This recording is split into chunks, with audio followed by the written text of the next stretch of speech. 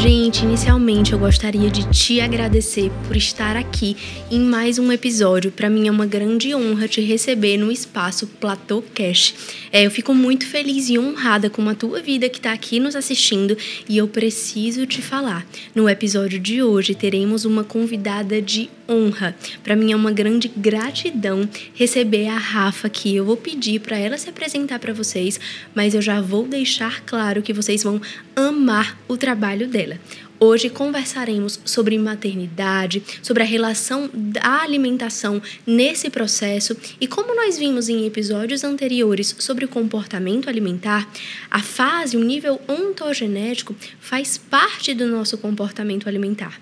E a gestação, a maternidade, são fases do desenvolvimento que merecem toda a nossa atenção e influenciam diretamente no processo da nossa alimentação. Então, por favor, Rafa, se apresenta. Para mim é um grande prazer te receber aqui. Obrigada, é um prazer enorme estar aqui contigo, com a tua audiência. Adorei o convite e principalmente ter a oportunidade de falar sobre isso, sobre comportamento alimentar numa fase tão peculiar da vida da mulher e que é tão impactante. Então, muito obrigada pelo convite. Ai, que bom.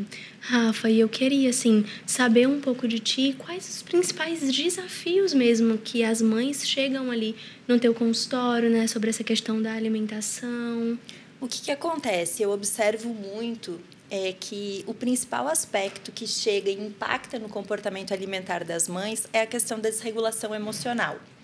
Porque é um momento da vida da mulher em que ela naturalmente está mais vulnerável, está mais fragilizada e ela tem muitas demandas para conciliar.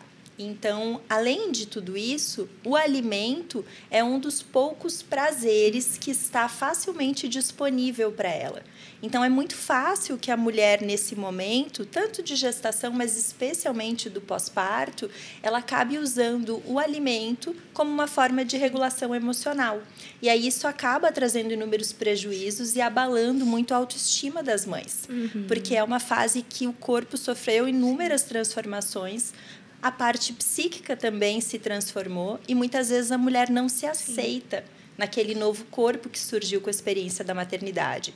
Então, o quão importante é a gente auxiliar as mães a terem outras estratégias para lidarem com a questão das emoções, mas principalmente identificarem as suas emoções.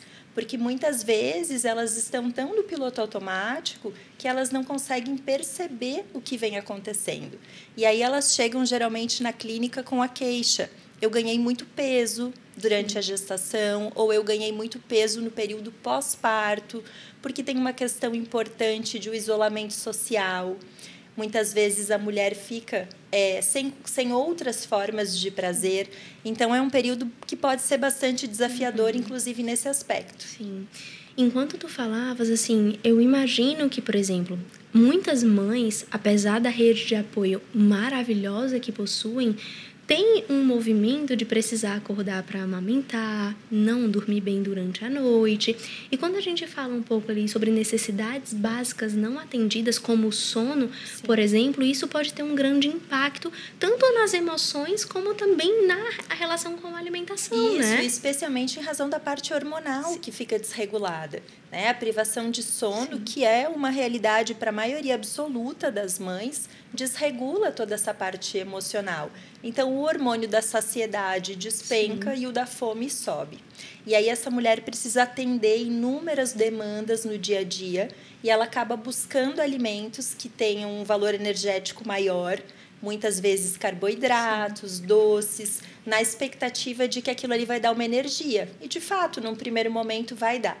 Mas ao longo do dia vai trazendo também muitas vezes uma letargia e outras questões também de saúde, né? Não só saúde mental, mas saúde física.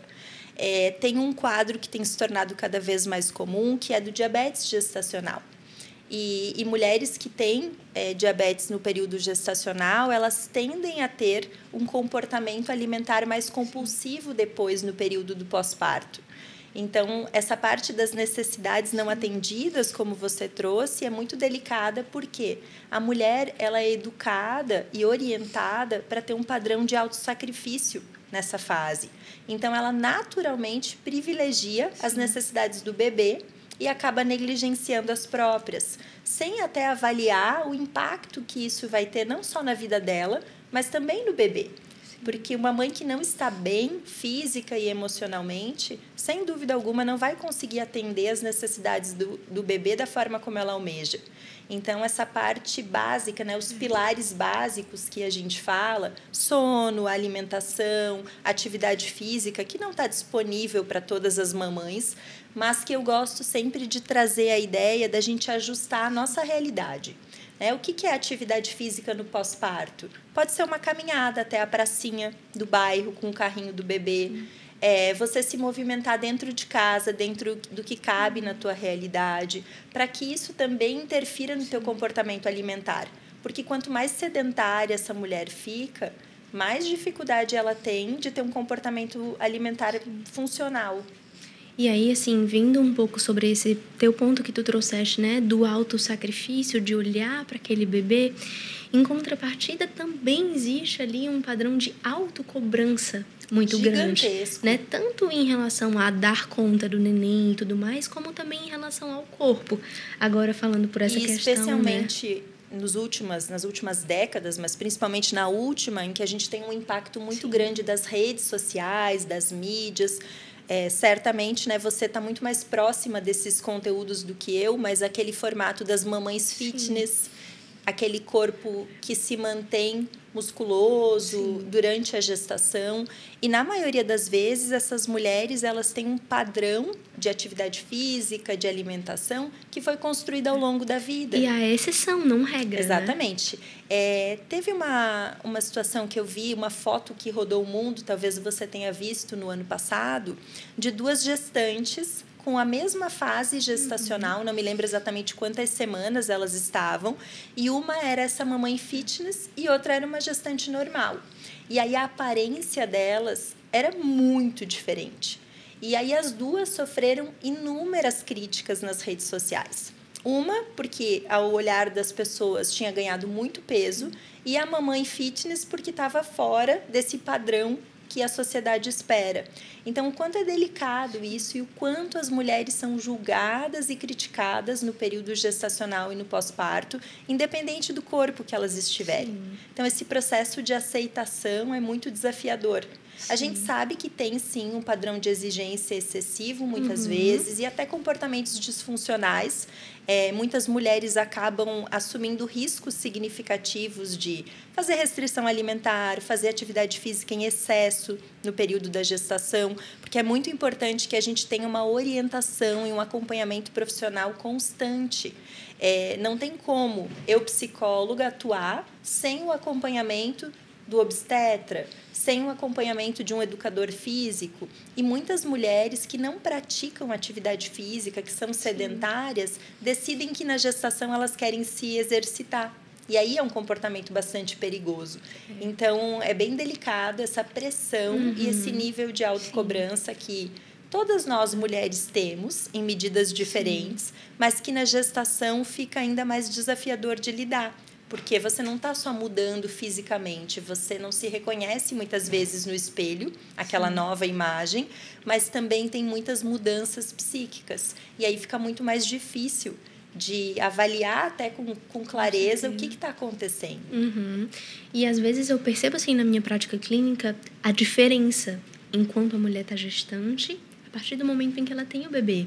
Do cuidado mesmo das pessoas, tipo, puxa, ai, tá grávida, que maravilha, e como é que tá, e tudo. De repente, quando o bebê nasce, a atenção se volta muito para a criança, é natural, né? Mas aí essa mãe, às vezes, fica desamparada também. E tem uma questão muito importante, Laís, que é assim, a barriga da grávida, ela é enaltecida, ela é validada constantemente. Nossa, como você tá linda grávida. Quando a mulher tem o bebê, as pessoas esperam que a barriga dela volte imediatamente ao que era antes do período gestacional. E foram 9 meses gestando. Então, existem, sim, mulheres que retomam a forma física rapidamente. Mas isso envolve vários fatores. Genético, os hábitos que essa pessoa tinha antes. Mas, de fato, é a exceção. Com certeza. A regra é que eu costumo dizer que foram 9 meses para gestar, então vamos esperar pelo menos 9 meses para avaliar como que o nosso corpo ficou após esse período. E é muito difícil, porque as pressões sociais, a cobrança, muitas vezes até o parceiro não entende e cobra aquilo. Se é uma mulher que sempre deu muito valor ou atribuiu o seu valor à autoimagem, fica muito mais difícil de administrar, porque é como se o valor dela tivesse se perdido nesse processo. E isso, assim, a gente merece ter um olhar mais profundo sobre essa questão do quão importante é o papel do psicólogo nesse processo, né? Porque, por vezes, a mãe, ela acaba atribuindo a si todas essas responsabilidades, de se eu escuto do meu esposo que eu preciso melhorar na questão corporal, ou se eu ouço as pessoas comentando, opa, então eu preciso mesmo seguir isso. Trazem como verdade, né? Os pensamentos das outras pessoas. Então, reestruturar isso é muito importante até para permitir que essa mulher viva a experiência da maternidade da forma como ela deseja. Porque o foco nessa fase, especialmente no pós-parto, não é a forma física. A gente pode cuidar do corpo, obviamente, mas o objetivo é que essa mulher esteja bem e o bebê esteja bem e o corpo retorne como uma consequência dos novos hábitos que ela vem construindo. Perfeito. Não, e isso eu acho fantástico, né? Porque os hábitos, até nisso, é diferente. Totalmente, muda tudo. Anteriormente, ela poderia, eu quero ir na academia tal hora, eu posso ir. Eu quero fazer tal coisa. Se não tivesse ali um trabalho que exigisse isso, ela poderia flexibilizar o horário de acordo com o que ficasse melhor para ela. Agora, existe um ser humano completamente dependente que vai precisar, seja a amamentação exclusiva, vai ter um horário ali que ele vai precisar de atenção, vai precisar de cuidado, ou seja, a mãe, ela se torna muito responsável. Opa, o meu horário não é mais o meu horário. Tem uma pessoa agora que depende de mim. Alguns pais eu até vejo, puxa, mas eu ajudo tanto, eu faço tanto, mas opa, existem funções maternas que merecem ali toda essa atenção e que precisam ser feitas exclusivamente pela mãe, né? E é muito legal você trazer isso, porque muitas mães estão passando pela experiência, elas até têm clareza de que as coisas mudaram, mas elas continuam se exigindo como se a rotina fosse a de antes. Elas continuam tendo o mesmo formato, a mesma exigência. Então, é comum que as pacientes cheguem e digam assim, o meu dia passou e eu não fiz nada. Mas qual que é a percepção que ela está tendo? Elas estão olhando para a falta, para aquilo que faltou no dia e não validam tudo que elas fizeram. Então, eu sempre oriento, façam uma cadernetinha, uma agenda na versão maternidade, que não é tão rígida como uma agenda habitual, e coloque ali tudo que você está fazendo no teu dia. Porque no fim do dia, você vai olhar que faltou muito menos coisa do que você fez.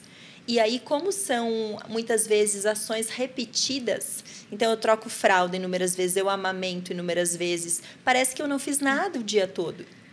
Quando, na verdade, você simplesmente está criando uma criança saudável que vai ser um adulto saudável, né? Porque a presença materna, a presença ali dos pais, dos cuidadores, nesse processo do desenvolvimento infantil, é um marco essencial para a saúde mental também das crianças. Sim, com certeza. Né? Então, no momento em que a mãe pensa, poxa, caramba, eu não fiz nada. Opa, você fez tudo pelo seu bebê. E crianças que constroem vínculos afetivos seguros na infância, sem dúvida alguma, vão ser adultos que vão ter relações mais saudáveis e funcionais. Então, esse é um trabalho valoroso, ainda pouco valorizado pela nossa sociedade.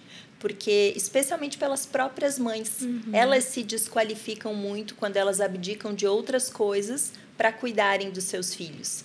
E muitas vezes essa questão alimentar entra nesse momento. Eu fico frustrada, eu fico muito chateada, eu estou triste porque eu abri mão da minha vida de antes. Existe até um luto, de certa forma, pela vida de antes dos filhos. E a maneira que eu encontro para lidar com isso é comendo. E aí gera mais frustração e entra nesse ciclo. Com certeza. Então, é um desafio para as mães lidarem com essas questões, mas a gente não pode deixar de trazer essa reflexão para que elas busquem estratégias. Porque, de fato, a gente tem alternativas para lidar com isso de uma forma muito mais efetiva.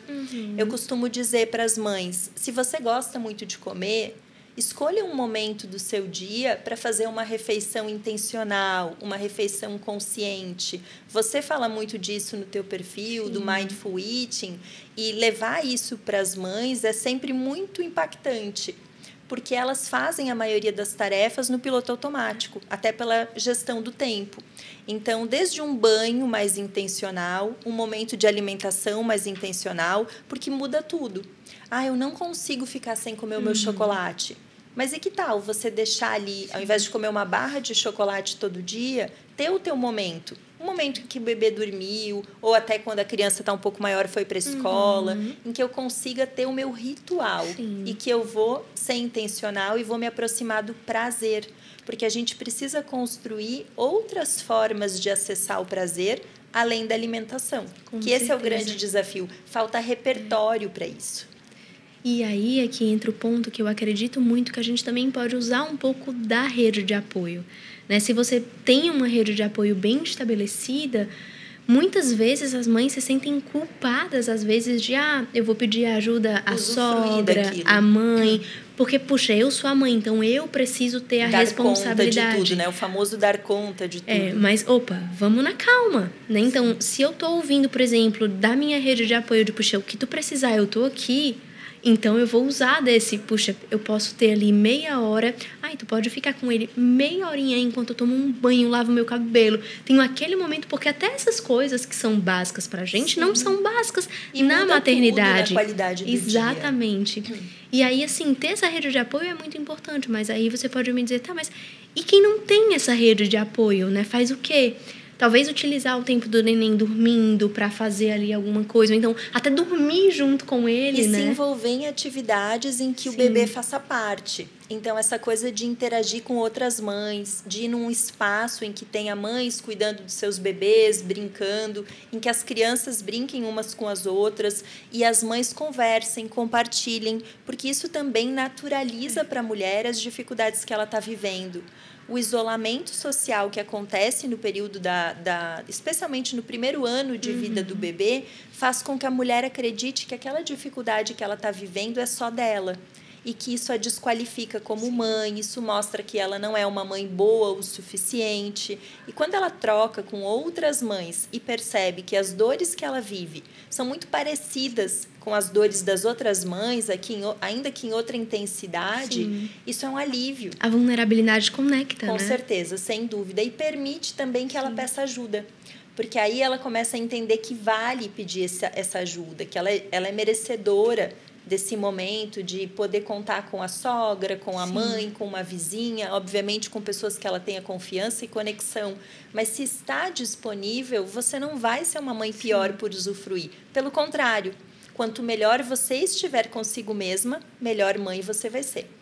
Certamente. E assim, puxando um pouco por esse viés da alimentação, né, acaba que em todo o processo, desde a gestação, acontecem mudanças, né? Tanto em relação a precisar de mais nutrientes e tudo. O próprio corpo vai sinalizando, né, o que ele precisa. Sim. A gente ouve muitos relatos de mães que não comiam carne, na gestação sentem necessidade de comer. Então, o corpo vai dando sinais, mas também tem a questão de que muitas vezes essa mulher precisa fazer certas restrições na gestação que ela não desejava ou que ela não imaginava. A gestação é um período muito romantizado. Então, qualquer intercorrência que aconteça impacta muito nessa mulher, porque ela não espera, ela espera que esse momento seja de muita alegria, de muita realização, de muita plenitude. Desculpa. E aí, quando chega um desafio, é muito difícil manejar, para a maioria. É claro que, em muitos casos, as mulheres engravidam, engravidei, estava aqui na minha vida, engravidei, mas muitas vezes também existe a preparação para o nenenzinho vir ao mundo, né? Sim. E como é importante começar a mudança de hábitos antes. Por exemplo, eu estou querendo planejar, claro que eu não vou ter certeza que eu vou engravidar no próximo ano, imagina só. Mas, puxa, estou querendo planejar, então vamos melhorar aqui algumas questões. Sim. Diminuir a bebida alcoólica, melhorar o sono. A qualidade dos alimentos. Exatamente, porque até a bebida alcoólica, no momento que ela, eu vou parar apenas quando eu engravidar. tudo bem, pode ser que ela sofra um baque muito grande, se porventura fizer parte ali de hábitos na vida dessa pessoa, né? Então, a gente sabe hoje que a bebida mexe muito no momento da amamentação, que muitas pessoas acham, né? Tive o neném, agora eu já posso. Opa, e é extremamente perigoso o bebê consumir álcool no período de lactação, porque o impacto que isso tem, especialmente no sono do bebê, que é algo tão poderoso e que contribui tanto para o desenvolvimento dele, é muito grande.